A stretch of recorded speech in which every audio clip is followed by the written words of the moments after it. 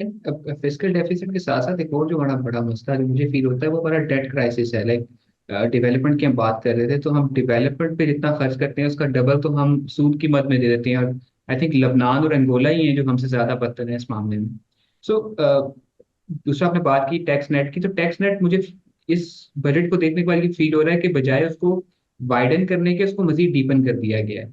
कि ऑलरेडी जो tax tax paying class है उसको मजीद बर्डन कर दिया गया है rather than finding for the new avenues. So आप कुछ बता सकते हैं कि क्या नए टैक्सेस जो इंट्रोड्यूस करवाए गए इस बजट के अंदर, और वो कितने इफेक्टिव हैं, या उसका कितना किस किस्म का असर असर होगा, specially on the salary class and the businesses. देखिए, ये तो जो टैक्सेस लगाए हैं खास तौर के ऊपर, जो सैलरी क्लास के ऊपर टैक्सेस लगाए गए हैं, ये तो आप कह लें कि दिन दहाड़े डाका मारा गया है। इसको किसी और तरीके से एक्सप्लेन करना मुश्किल है। ऑलरेडी सैलरी क्लास जो है वो टैक्स अच्छा खासा देती है। हम अगर हिंदुस्तान से कंपेयर करें तो हमारे यहाँ सैलरी क्लास जो है वो हिंदुस्तान, जो टैक्स रेट्स हैं वो हिंदुस्तान की सैलरी क्लास से ज्यादा हैं। सही। सो हमारे पास, लेकिन और उसको अब हमने मजीद बढ़ा दिया। तो ये मेरे ख्याल में साउथ एशिया के अंदर अगर आप टैक्स रेट्स के हिसाब से बात करें तो शायद हमारे टैक्स रेट सबसे ज्यादा हैं।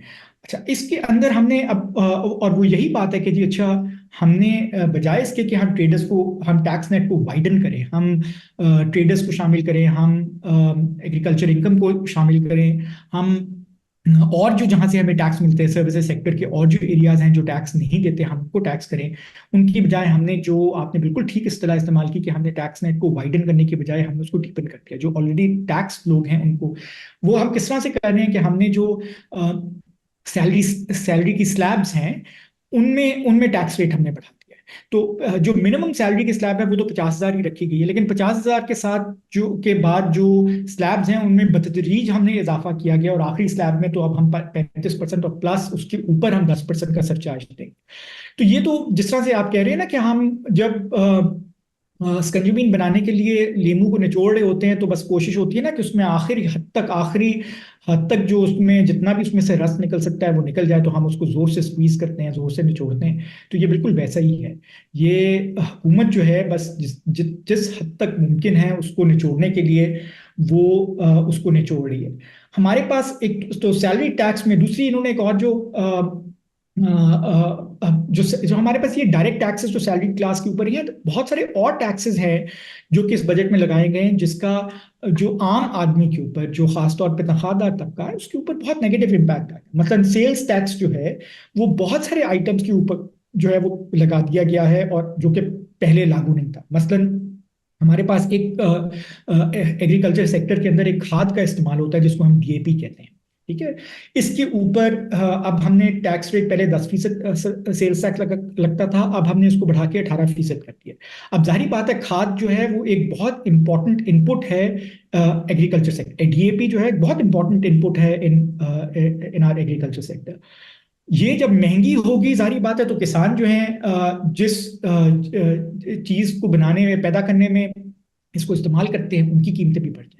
इसका इम्पैक्ट होगा कि एग्रीकल्चर प्रोड्यूस जो है वो हमारे मुल्क में आने वाले साल में हमें महंगी मिलेगी। अच्छा, फिर पोल्ट्री और कैटल यानी कि मुर्गियों और मवेशियों को जो हम ग़िज़ा देते हैं खाने के लिए, उसके ऊपर हमने टैक्स लगा दिया है। पहले ये पहले इसके ऊपर टैक्स नहीं लगा करता था, इसके ऊपर अब हमने 10% सेल टैक्स लगा दिया। इससे क्या होगा कि जो पोल्ट्री और कैटल के प्रोडक्ट्स हैं जो हम बाजार में खरीदते हैं वो महंगे हो जाएंगे। फिर ये कि हमारे पास रॉ मटेरियल जो एक्सपोर्ट सेक्टर को जाता था, जिसके ऊपर पहले टैक्स नहीं लगा करता था बिल्कुल, उसके ऊपर भी अब हमने 18% टैक्स लगा दिया। अब इससे क्या होगा? इससे ये होगा कि हमारा एक्सपोर्ट सेक्टर जो कि ऑलरेडी एक कंपेटिटिवनेस के मसले मसाइल का शिकार है, उसको मजीद कंपेटिटिवनेस, यानी कि उनकी कॉस्ट ऑफ प्रोडक्शन जब ज्यादा हो जाएगी तो उनको बाहर जो है अपनी मसनूआत को फरोख्त करने में मुश्किलात दरपेश होंगी, क्योंकि वो उस प्राइस के ऊपर नहीं बेच पाएंगे जिसके ऊपर वो कंपेटिटिव हैं।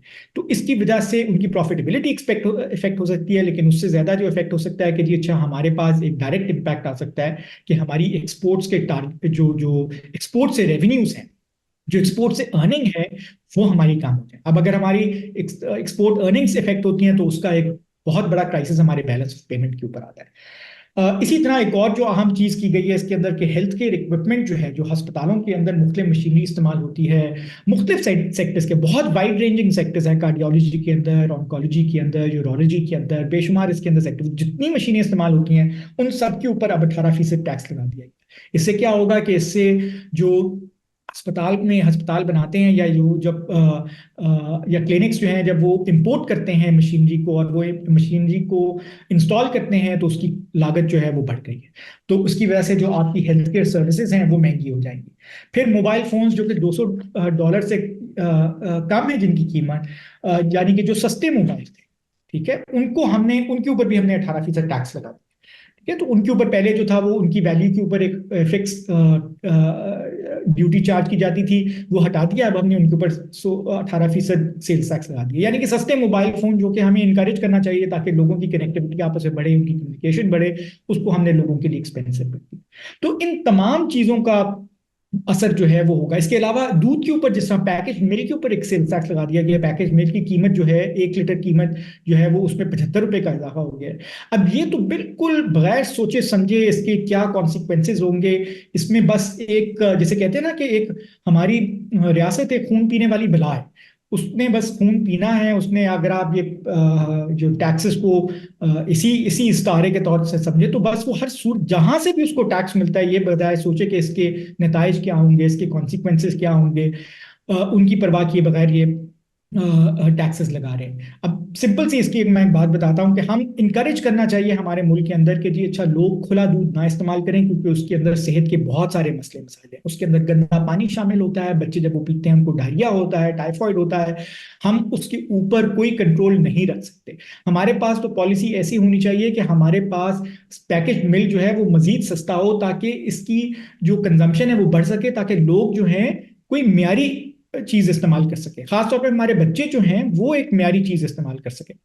लेकिन हमारी हुकूमत ने इसके ऊपर टैक्स लगा के इसको, मतलब लोगों को इस बात पे इंकरेज कर रहे हैं कि वो खुला दूध अब इस्तेमाल करें। जाहिर बात है, जब जब इसकी कीमत में ₹75 का इजाफा हो जाएगा तो बहुत सारे लोग जो अफोर्ड कर सकते थे वो नहीं कर सकेंगे, वो अब खुले दूध की तरफ जाएंगे।